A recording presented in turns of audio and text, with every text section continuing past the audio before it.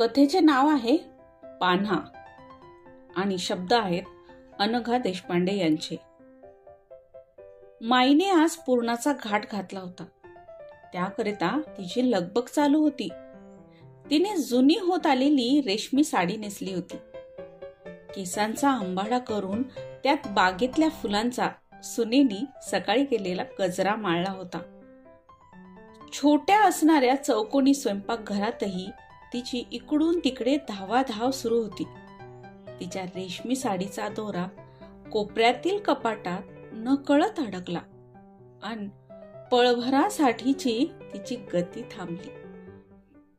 तिने अलगदपणे अडकलेला सूत बाजूला केला आणि पुन्हा स्वयंपाक सृष्टीत प्रवेश केला. डाळ शिजलेला वास घरभर पसरला होता. डाळ घोटता घोटता तिला मुलांचे बालपण आठवले. पुरण झाले का ग आई? अशी कुठून तरी आठवणीतून हाक तिला ऐकू आली.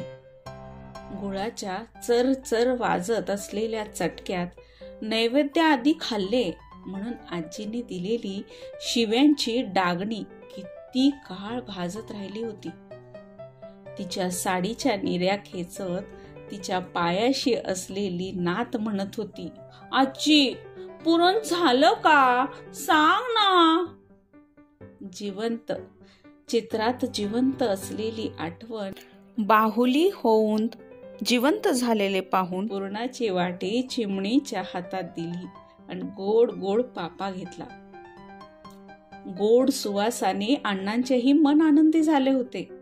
खुर्चीवर पेपर वाचत बसलेले अण्णा पेपर मिटवून खुर्ची सोडून माईला मदत करण्यासाठी आले होते. पण अण्णांची मदत म्हणजे कामाचा उदंड एवढा पसारा, म्हणून माईने त्यांना शिस्तीत बाजूला बसायला सांगितले. जीवतीचा पट पुजण्याकरिता माईने पाट मांडला होता. त्याकरिता हळदी कुंकवात रंगलेली बोट स्नेह पसरत होती. तुपात भिजलेली फुलवात अंतरंगात स्निग्ध झाली होती. जीवतीचे पूजन करत असलेली माई पाहून अण्णा त्यांच्या लहानपणात रमले होते. नऊवारी साडी नेसून चुली पुढे फुंकणी धरलेली आई दिसली. तिच्या भोवती आई आई म्हणणाऱ्या 4 परकरी पोरी दिसल्या. आईला पाट्यावर शिजलेली डाळ वाटून देणारा गणू दिसला. सगळ्यांची जेवण झाल्यावर एकट्यात स्वतःला रांधून घेणाऱ्या आई, काकू, आजी दिसल्या. आईच्या स्मृतींनी डोळ्यातून झरझरणारा पाणी देव धुतलेल्या तीर्था इतकेच पवित्र वाटले. स्मृतींच्या दाट वलयातही माईचा आवाज आईच्या आवाजात अण्णांना ऐकू आला. जय जीवती माते, जिथं माझं बाळ असेल तिथे खुशाल असो. अण्णा मनातल्या मनात या जीवतीचे मातृचिन्ह जपत होते.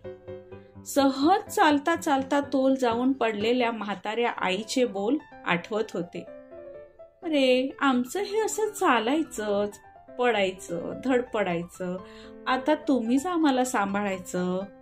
मी तुझी आई झाले, आता मी लेकरू व्हायचे दिवस आले आहेत. आईच्या धुवट पातळाचा अलवार स्पर्श आठवला. आईच्या सुरकुतलेल्या हाताचा मऊ उबदार स्पर्श आठवला आणि ती लेकरू झाली तरी तिचे आई पण सरले नसल्याची खूण जाणवली. एवढ्यात माई पूर्णाचे दिवे घेऊन अण्णांपुढे आल्या. त्यांच्या डोक्यावर अक्षता रोपत म्हणाल्या, जय जीवती माते, जिथे माझे बाळ असेल तिथे खुशाल असो. माईच्या हृदयातले ममत्व सोन्यासम ज्योतीतून प्रगट होत होते. तसे अण्णांनी माईच्या हातातले औक्षणाचे ताट आपल्या हाती घेतले व माईच्या माथ्यावर अक्षत घालून म्हणाले, जय जीवती माते. माझी आई, पत्नी, बहीण, काकू, मामी, लेकी, सुना सगळ्यांना खुशाल असू दे.